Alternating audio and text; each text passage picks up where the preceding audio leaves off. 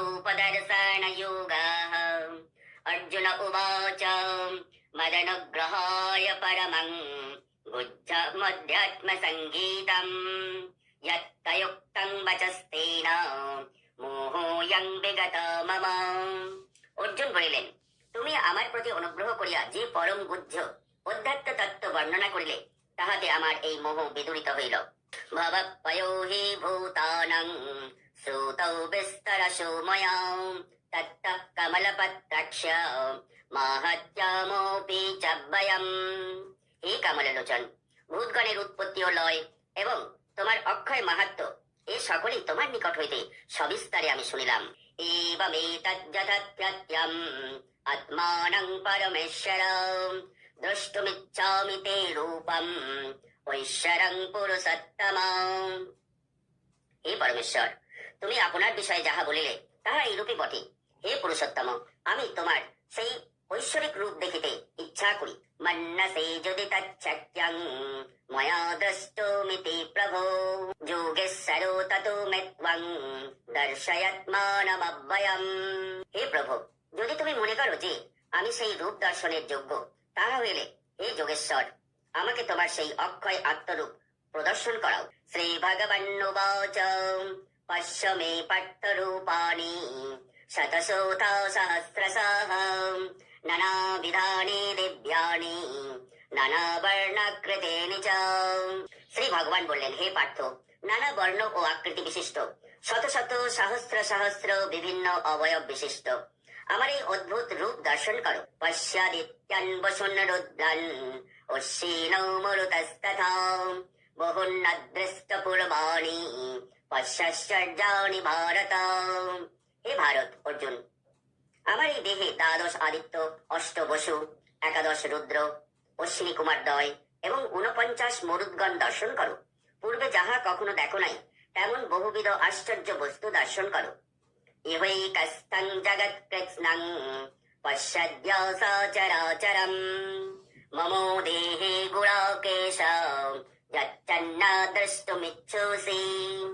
হে নিদ্রাজয়ী অর্জুন, আমার এই দেহে একত্র অবস্থিত চরাচর সমগ্র জগৎ তুমি দর্শন করো এবং অপর যাহা কিছু তুমি দেখিতে ইচ্ছা করো তাহাও দেখিয়া লও। ন তুমাং শক্যসি দ্রষ্টুম অনেনৈব সচক্ষুষা দিব্যাং দদামি তে চক্ষু পশ্য মে যোগমৈশ্বরম।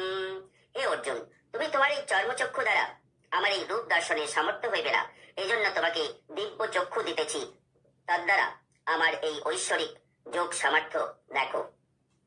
সঞ্জয় উবাচ এবমুক্ত্বা ততো রাজन् মহাযোগেশ্বরো হরিঃ দর্শয়ামাস পার্থায় পরমং রূপমৈশ্বরম। সঞ্জয় বলিলেন, হে রাজন, মহাযোগেশ্বর হরি এই রূপ বলিয়া তৎপর পার্থকে পরম ঐশ্বরিক রূপ দেখাইলেন।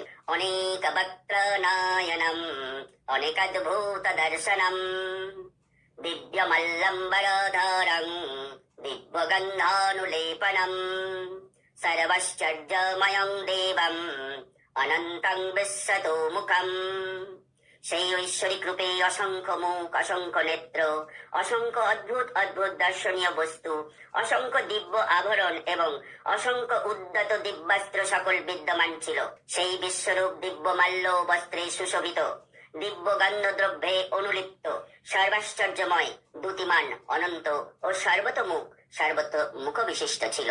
দিবি সূর্য সহস্রস্য ভবেদ যুগপদুত্থিতা যদি সদৃশে সাসেদ ভাসস্তস্য মহাত্মনঃ।